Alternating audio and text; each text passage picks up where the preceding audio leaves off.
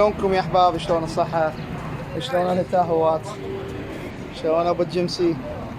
عندنا هذا التاهو تبريدها خفيف كلش، فحصناها. ايش طلع عندنا؟ ليك بالدفع، هوز جايب اسوندة الدفع بيها ليك. هسه راح نفتح الدعامية ولو هي بس براغي هنا. ماكو يعني العراقيين ماكو سيارة تسلم من عندهم، كلها براغي، ماكو شي بلاد كلس، كل شي برغي.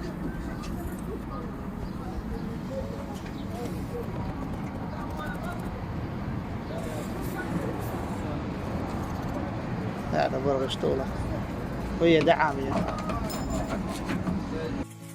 نزلنا الدعامية ونفتح. هذه شوف شلون مليكة من الداخل. هذا الليك، هذا برغيها من هنا. نفتحها نستبدلها. اول شي نطلع الغاز، باقي بيها شوية.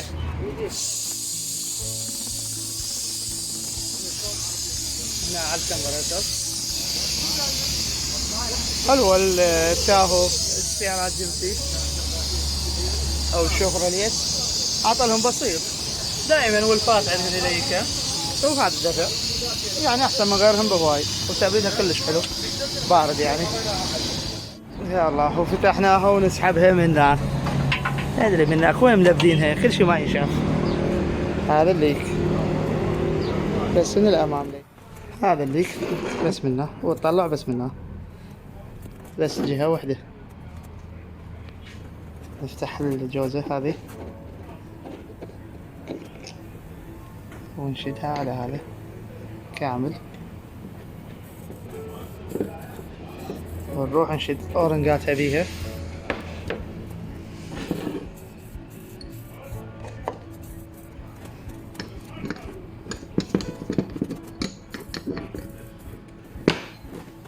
بلش بالشد، منين نشد منك؟ يلا شد بيدك، ما حدا بيدك، ادري خليه مثل السيارة القديمة فوق. خلصنا من هذا.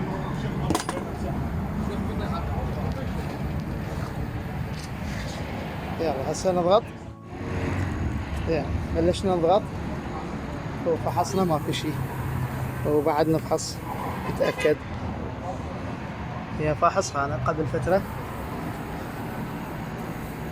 هذا الراديتر تحتاج غسل كلش وسخة. نخلص شحن نغسلها ونشد الدعامية. ما بيهم فلتر، لا أحد يسأل على فلترها. فلترها حطيناها غاز ونروح نشغل.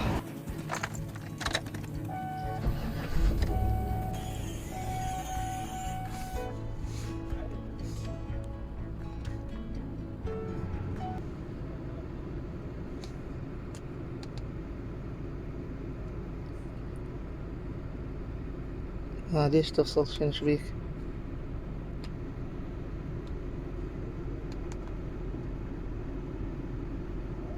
شوف الجوزة ما راكبة. كمل شحنها التاهو، راجعها 30، جوا 30 بشوية، 185. نغسل الراديتر بس. خلينا نفتح الشحن من عندها.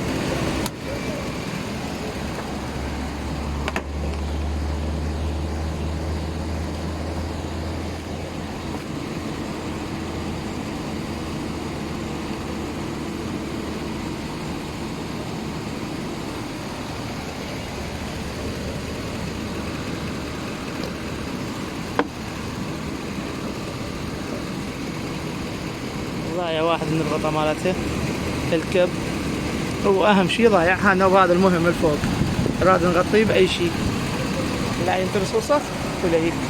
ودائما يليك بها والفات. السيارات الامريكي كافله، الولد دائما يعطل بس تخليه ماكو بسرعه، جاي يفصل ويرجع، يفصل ويرجع مضبوط. سوينا الفصله مالته ويتدلل ابو التاهو. زينين مو كلش يابسين اصحاب التاهو. ونخفف تبريدها.